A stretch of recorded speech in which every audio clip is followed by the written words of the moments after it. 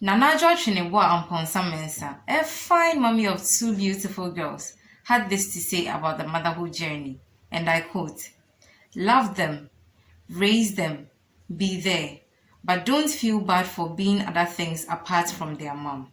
Unquote.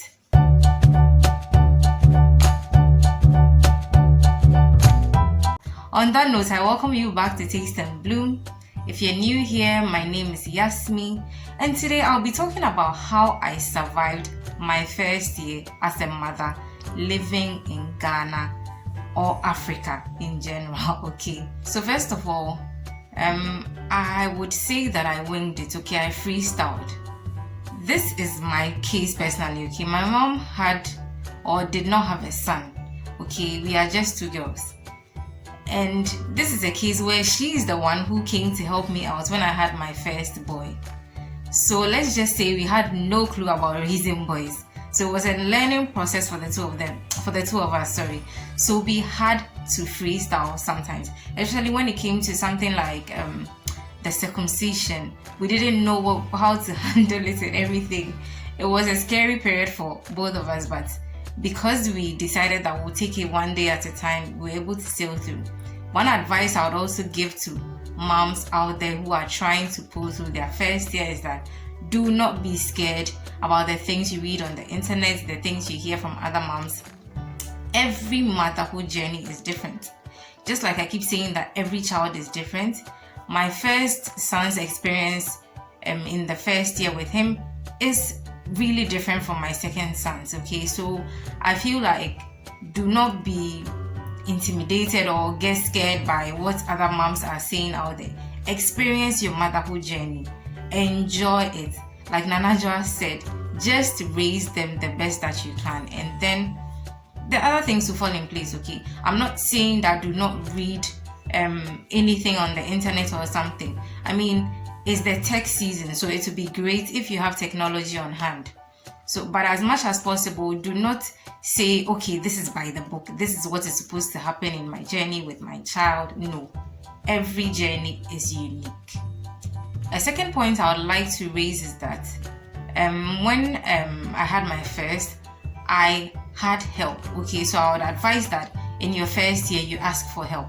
I am not saying that you should have somebody staying with you for the whole of the first year. Okay, I'll give myself as an example. My mom was here for 5 months after I had my first. Initially, that was not what I wanted, but then it happened that way. And I would not say that I didn't like it totally when she was here, because she was of great help to me. And for personal reasons, okay, I feel like it was a learning curve for me at the time.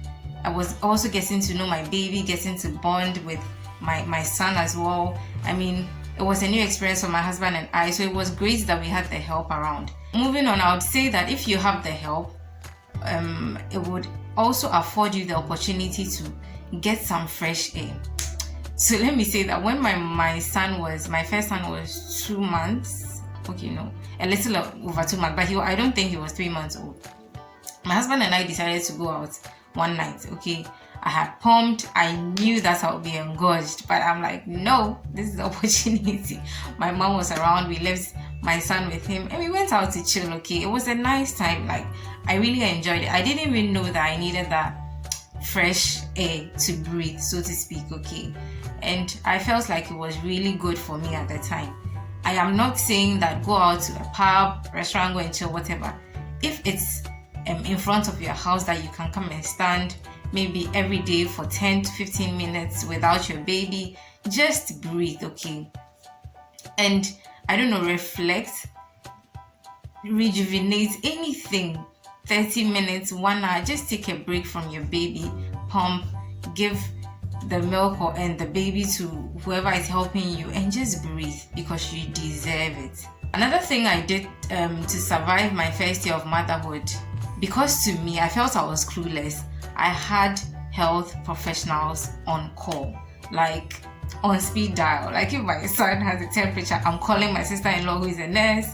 If I hear some sniffles, I'm calling, my husband and I are calling his friend who is the doctor. Like every single time we wanted to sort of get it right, even though we felt like we were freestyling. We didn't know what we were doing, but we had health professionals on call. Okay, sorry. This is the thing. We live in a society where there's a lot of advice floating around from elderly people on the internet whatsoever. So if anything is happening to your child and you make the mistake of Googling, the things that will come out will scare you. So it'd be better to see a professional who would give you advice.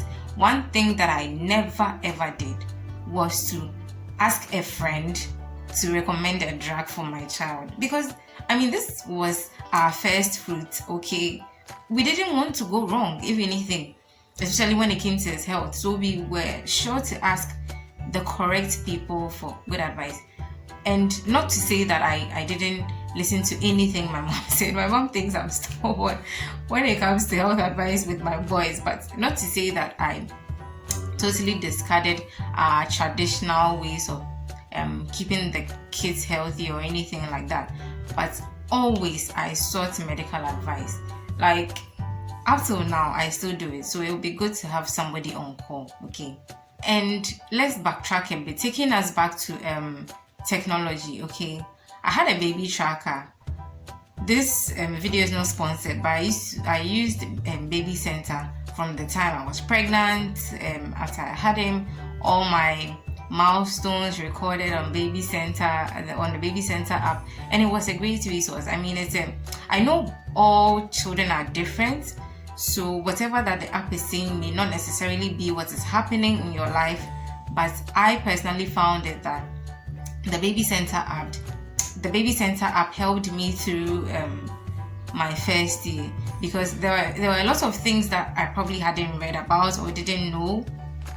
One example that comes to me readily is postpartum depression. When I had my first, I didn't know I was going in that direction. I wasn't diagnosed, but through dialogue with my husband especially, I realized that I wasn't myself, because this journey was different. It was new. We were trying to figure ourselves out, and life was also stressing us. And before I knew, I wasn't a happy person. So it was through Baby Center that I got to know that there was anything like PPD. And it was even through Baby Center that I got to know that men also go through that as well. So it was a learning process during that time for my husband and I. Moving on to another point here. When my first son, through his first year, he used to wake up every night. Like, he never slept through the night, okay? But one thing that I realized was that whenever I fed him, he would go straight back to bed. There was one night I made a mistake and then changed his diaper with the lights on because he had pooped, okay? And I think we were up for like 3 to 4 hours straight before he fell back asleep. Then I advised myself that never again. Like, I'll become an owl. Like, I will look, I can see in the dark, Charlie, because I'm not going to try that thing again. But I invested in dim lights. Or if you don't have to buy a dim light, okay? You can just use your phone's torchlight or something. I think that's what it's called.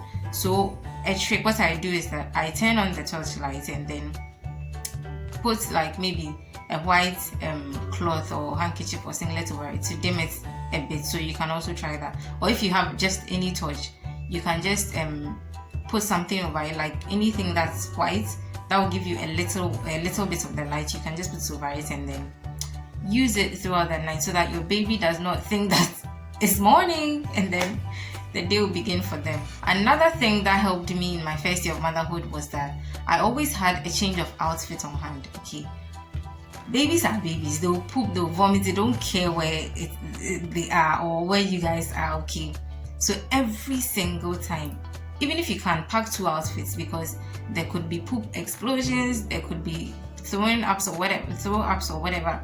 So just make sure that you have an outfit on hand. With that being said, you may what I tried to do most of the time was to pack the night before.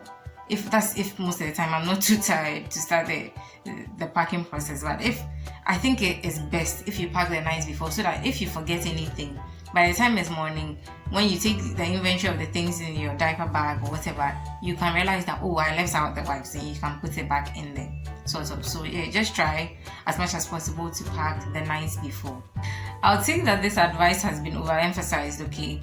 Do not buy everything, okay? One thing I regretted buying is a baby shawl. I don't even know if you guys know what a baby shawl is. It's some big towel-like cloth, Charlie. That baby shawl gives me stress. Charlie, that baby shawl gives me stress, okay?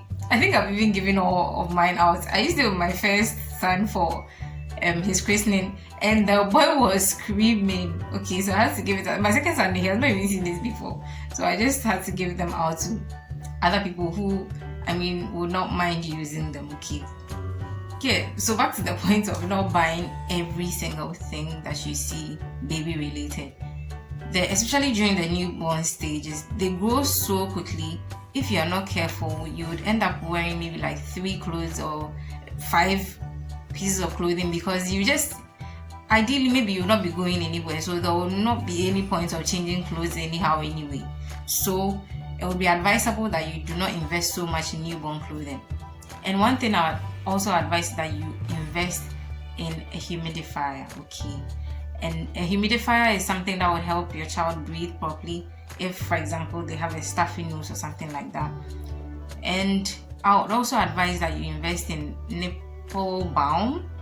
There are very good brands out there. If you do not find some, you can use our good old shea butter. It works so fine. After feeding the baby, you just apply some around your nipple area. It will just help with cracked nipples and sore nipples. I don't want to go there. I don't want to remind myself of the ordeal I had when I had my first son. And then you also invest in a good nursing bra, very supportive one. Also, I would say that buy breast pads, have them on hand, because you'll be sitting there and you'll be leaking. Somebody's child will be crying and you'll be leaking. You understand? So please, as much as possible, invest in very baby essential materials, or how would I put it? Baby essentials, okay? And it will be a great journey for you in the first year. Another advice I would give is that in your first year, make sure most of the time, if you can, have healthy food around. Well, for me, when I had my first son, I wasn't really big on food. Like I had lost my appetite for most parts of the days, but it would be essential, because like you have to eat because you have to breastfeed your child. That is if you choose to breastfeed, okay? So what helped me was drinking water most of the time, and I had to be seeing the bottle to be drinking the water. So everywhere there was water, by my bedside, in my bag, in the living area, so that when I see it, I'm like, okay, I need to drink water. But it helps to have healthy food around, especially before you go and have your baby, okay? If you have frozen food, like you prepared different meals, it doesn't have to be prepared by you. You can just give the contract to somebody or whatever, and then put it in the fridge, because the first few weeks is like, personally, for like the first 6 weeks is like, the adjusting is really sharp. So if you don't have these things on hand, the transition may be a bit difficult unless you have the help you need, okay? So I'd advise that you have healthy food stuck up away somewhere in your freezer, so that like you'll just be reheating, cook some small rice, yam, you're good to go. But of course it should be balanced, so that it will even not make you eat junk food, if you like, because the tendency to snack on something when you're hungry is high, because you feel like you're breastfeeding your baby, you cannot cook like a good meal, so the snack is the next best alternative, you understand? This would possibly be my last point, okay? Do not over worry in your first year. Your kids or your child will grow, the child will flourish beautifully. You will be surprised. You will feel like you may not be doing your best, but in the eyes of that child of yours, or those children of yours, if there are multiple kids, of course, you are the best. So do not over worry. Keep calm, especially when they cry. I know it's easier said than done. Me, I'm very emotional. So if my child is crying and I don't know why, like, it can also break me down. But let's try as much as possible to stay calm when our kids are overworked, or like when I say overworked, not like you're stressing them, but they are unsettled or fussy or something like that. Let's try as much as possible to stay calm and then breathe through the process. Okay, that brings me to the end of today's video. But before I go, once again, thank you so much for over 1,000 subscribers. I am so grateful. I do not take your support for granted. My returning subscribers, you are so amazing. And if you're new here and you've watched this far, thank you. Please don't forget to subscribe and leave your notification bell on so you don't miss any of my new videos I post on Wednesdays and Sundays. As I leave, please share my content and let's keep this family growing. And until I see you in my next video, keep blooming.